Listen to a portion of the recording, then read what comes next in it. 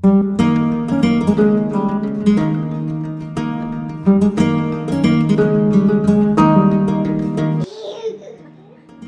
কথা বলে অনেকদিন পর স্কুল গেল তো ভাবছিলাম যে যদি কান্নাকাটি করে। সময়ের সঙ্গে দায়িত্ব আর কর্তব্যগুলো একটু একটু করে বাড়তে থাকে, আর এখন মনে হয় একটু না অনেকটাই দায়িত্ব কর্তব্য বেড়ে গিয়েছে। এখন ওই সকাল 6:30 মতো বাজে।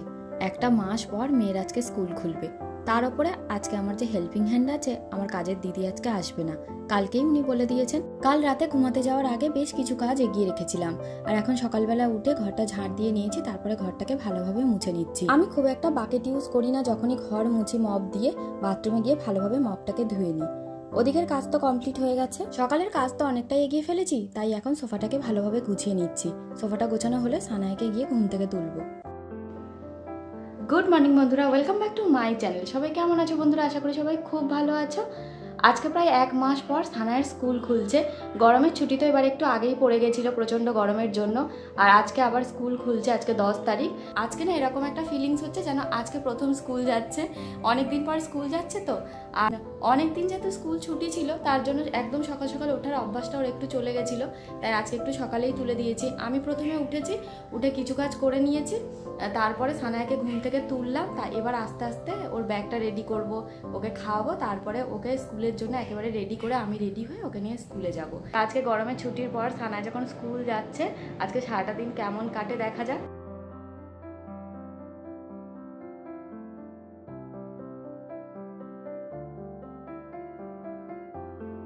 আয়রনিক বোর্ডটার উপরে আমি বরাবরই একটা চাদর পেতে নিই, না হলে একটা কাপড় পেতে নিই, না হলে দেখছিলাম বোর্ডটার উপরে দাগ হয়ে যাচ্ছে। রোজকার দরকারি একটা জিনিস তো, যতটা সাবধানে রাখা যায় আর কি। এই যে মেয়ের ইউনিফর্মটা ভালোভাবে আয়রন করা হয়ে গেছে। এবার যা যা জামা কাপড় আছে সব নিয়ে বাইরে গিয়ে রাখবো। আয়রনের প্লাগটাকে বোর্ড থেকে খুলে রাখলাম, যদি এত ব্যস্ততার মাঝে ভুলে যাই তার জন্য। এদিকে এখনো অনেক কাজ বাকি আছে, মেয়ের স্কুলের ব্যাগটাকে রেডি করতে হবে। কাল রাতেই করে রাখতাম, কাজে দিদি হঠাৎ করে আসবে না সেটা বুঝতে পারিনি।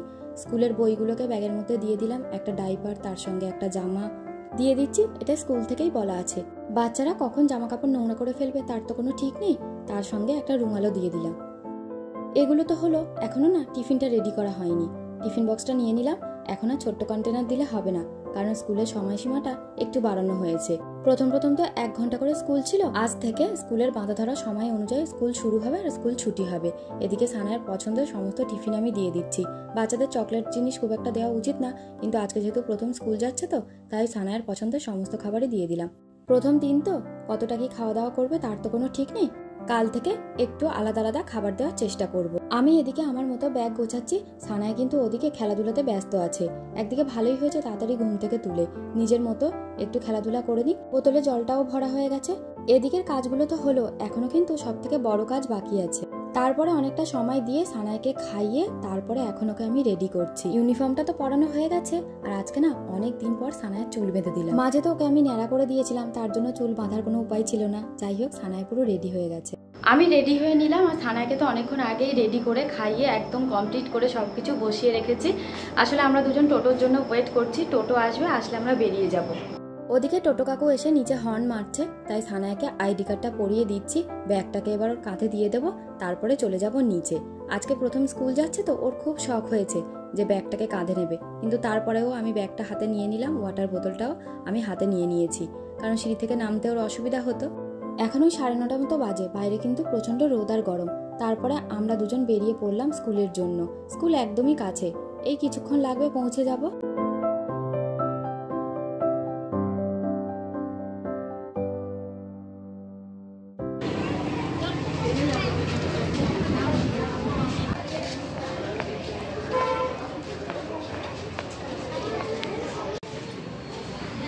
যা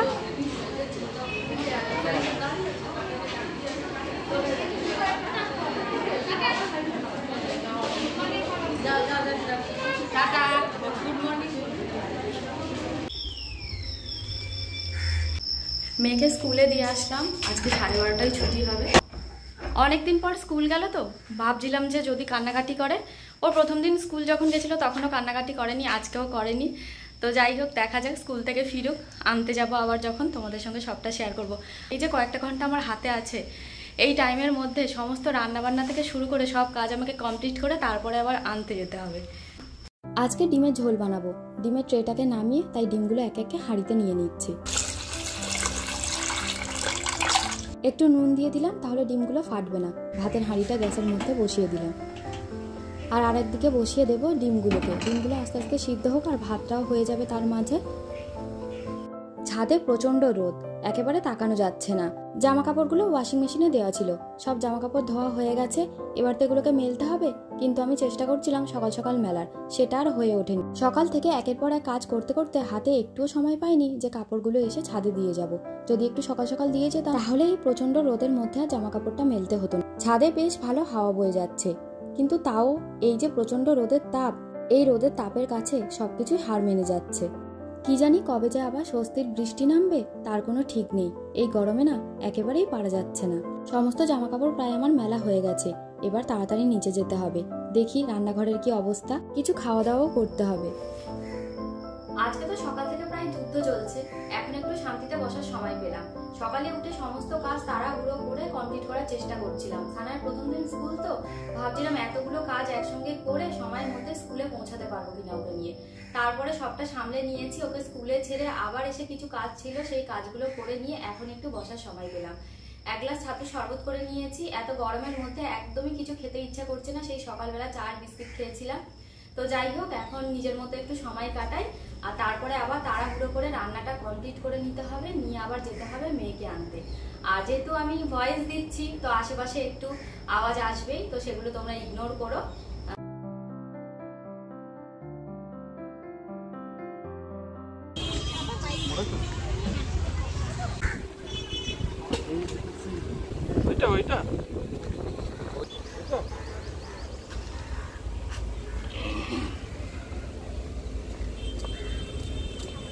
সানায়ের স্কুল ছুটি হয়ে গেছে। সানায়ের পাপা আর আমি সানায়কে নিয়ে এখন যাচ্ছি বাড়িতে।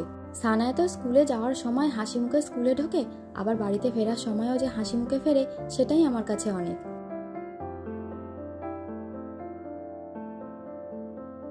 টেবিলে আজকে যা যা রান্না করেছিলাম সেগুলো সবই গুছিয়ে রেখে সানায়কে স্কুল থেকে আনতে গেছিলাম।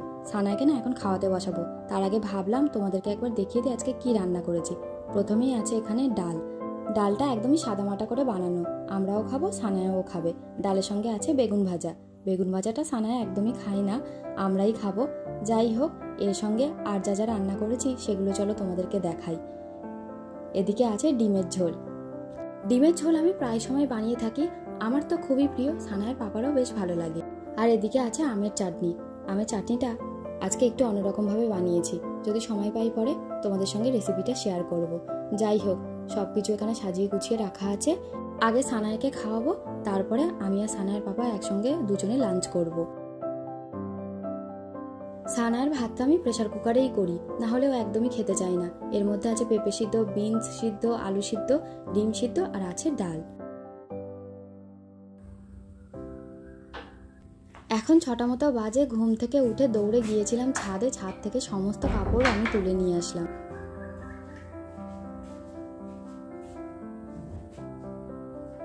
প্রথমে একবার ভাবছিলাম জামা কাপড়গুলো থাক, একটু পরে গোছাবো কিংবা পরে গুছিয়ে নেব। তারপরে ভাবলাম যে না, হাতের কাজ হাতেই সেরে ফেলি, না হলে এগুলো থাকলে না আবার পরের দিনের জামা কাপড় হবে, তারপরের দিনের জামা কাপড় হবে, এই করতে করতে অনেকটা জামা কাপড় জমে যায়, আর তারপরে একসঙ্গে গুছাতে গিয়ে না নাজেহাল অবস্থা হয়ে যায়। এই গরমে না পিঁপড়ের উপদ্রব খুব বেড়েছে, জামা কাপড় রেখে দিলে জামা কাপড়ের মধ্যে পিঁপড়ে ভরে যায়, তাই সমস্ত কিছু গুছিয়ে নিলাম। দুপুরে খাওয়া দাওয়া করে তো তিনজনেই ঘুমিয়ে পড়েছিলাম। তারপরে উঠে দেখছি যে অনেকটা দেরি হয়ে গেছে, একদম দৌড়ে গেলাম ছাদে, সমস্ত জামা কাপড় এনে একদম ঝটপট করে গুছিয়ে ফেললাম, না হলে রেখে দিলে না আবার জমতে থাকে আর একসঙ্গে অনেক জামা কাপড় গোছাতে হয়। তো একেবারে এনে অল্প অল্প করে এখন রোজই গুছিয়ে নিই। তো যাই হোক, এবার যাবো রান্নাঘরে, সানায়ের খাবারটা তৈরি করব, আমাদের জন্য চা করব। এই সন্ধ্যের পর যা যা কাজ থাকে আর কি, ওকে আবার পড়াতে বসাতে হবে, কালকে আবার স্কুল আছে। তো এখন তো স্কুল, এরকম একটা রুটিন চলবেই। তো যাই রান্নাঘরে। একদিকে হচ্ছে সন্ধ্যের চা আর একদিকে সানায়ের জন্য সুজি বানিয়ে নিয়েছি।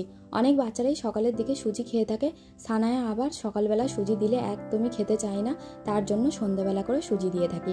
ও তেমন কোনো সমস্যা হয় না, তাই মাঝে মাঝে দিয়ে থাকি।